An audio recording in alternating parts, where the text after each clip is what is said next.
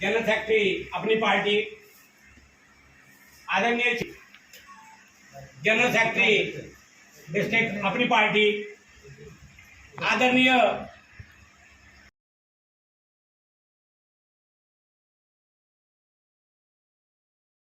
जिंदाबाद जिंदाबाद अपनी पार्टी जिंदाबाद जिंदाबाद जिंदाबाद अपनी पार्टी जिंदाबाद जिंदाबाद। को चंद शब्द अपनी पार्टी के बारे में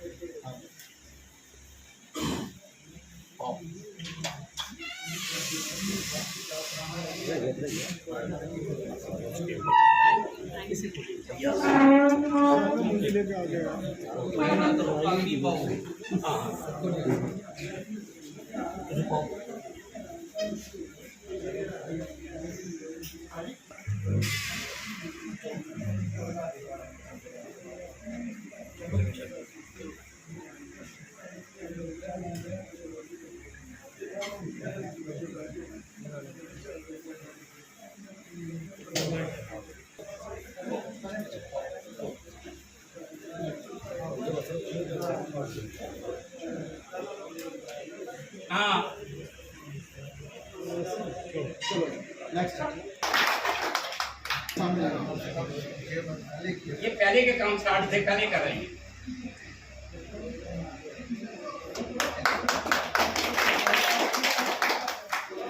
आइए कुमारी, आइए।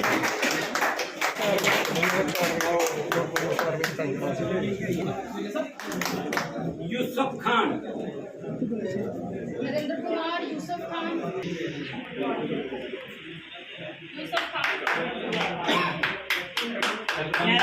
आमिर खान,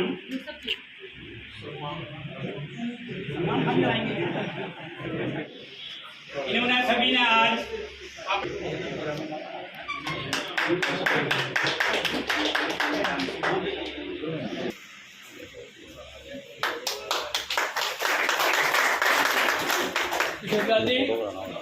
सर्वप्रथम मैं सभी पत्रकार बंधुओं का धन्यवाद करना चाहती हूँ। मैं धन्यवाद करती हूँ एक्स एमएलए जिला अध्यक्ष हमारी अपनी पार्टी जिला इकाई के श्री प्रेमलाल जी का, कनव जी का जो जनरल सेक्रेटरी हैं, और मेरे इकबाल कृष्ण जी का, और यहाँ उपस्थित सभी हमारे पार्टी के सीनियर नेताओं का जो कठुआ इकाई से वास्ता रखते हैं। और देखिए, मैंने हमेशा से पहले दिन से लोगों के मुद्दों की बात की है। मैंने हमेशा से लोगों की बात की है, उनके हकों की बात की है। और मेरा यही मानना है, मेरे प्रेरणा स्रोत मेरे दादाजी रहे हैं, जिन्होंने मुझे हमेशा एक चीज़ सिखाई है कि हमेशा सच्चाई की राह पे चलो, और सच्चाई की राह पे चलकर मेरी मंजिल एक ही है। भले ही आज मैंने रास्ता बदला है, लेकिन मेरी मंजिल कल भी वही थी, आज भी वही है और कल भी वही रहेगी। वो है लोगों के दिलों पे राज करना। मैं लोगों के लिए जीती हूँ, लोगों के लिए नेता बनी हूँ, और मरते दम तक लोगों की सेवा करती रहूँगी। और मैं आप लोगों से ये कहना चाहती हूँ कि जो नेता अपनी पार्टियों को धोखे में रखते हैं, मैं उनमें से नहीं हूँ।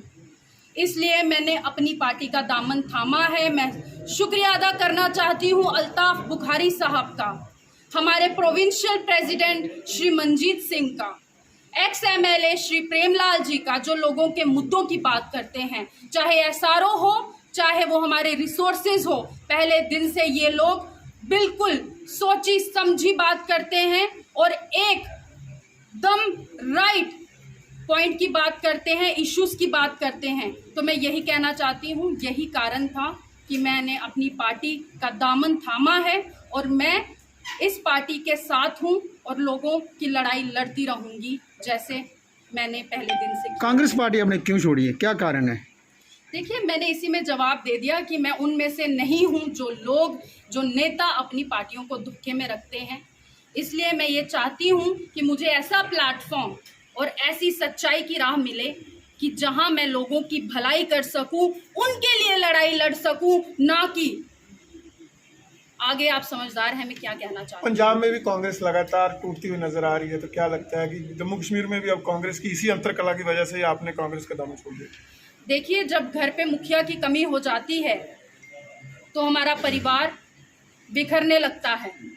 इसलिए मैं ये समझती हूँ कि घर पे मुखिया का होना बहुत ज़रूरी है। बहुत ज़रूरी है कि हमारे परिवार में हमें कोई मार्गदर्शन करने वाला हो। यही बात मैं जम्मू कश्मीर की करना चाहूँगी। मैं यहाँ जम्मू कश्मीर की बात करने के लिए आई हूँ और जम्मू कश्मीर के लोगों की बात करूँगी। मैं ये समझती हूँ कि अल्ताफ़ बुखारी साहब के रूप में जम्मू कश्मीर को एक नया नुमाइंदा मिला है, जो कि हर चीज़ में सक्षम है और लोगों की बात करते हैं। जातिवाद और जो है जम्मू और कश्मीर दोनों की बात करते हैं। इसी बात से मैं बहुत प्रभावित हुई हूँ। युवा खासे नाराज नजर आ रहे हैं सरकारों से, तो क्या आपका फोकस युवाओं की तरफ भी रहेगा? बिल्कुल, ऐसी पार्टी जो युवाओं को आगे करे। मैं आपके सामने एक जीती जागती एग्जाम्पल हूँ। मैं बहुत साधारण परिवार से ताल्लुकात रखती हूँ। मेरे दादाजी सरपंच रहे हैं, वो कोई बहुत बड़े नेता नहीं रहे, लेकिन वो नेता ऐसे थे, वो सामाजिक नेता थे जिन्होंने लोगों की नुमाइंदगी की है। तो मैं भी यही समझती हूँ कि ऐसे एक वर्कर को रिकॉग्नाइज करना जो वाकई में ग्राउंड में लोगों की सेवा कर रहा है, तो इसलिए मैं ये समझती हूँ कि ऐसे युवा को मौका हमारी ये पार्टी जो अपनी पार्टी है यही दे सकती है।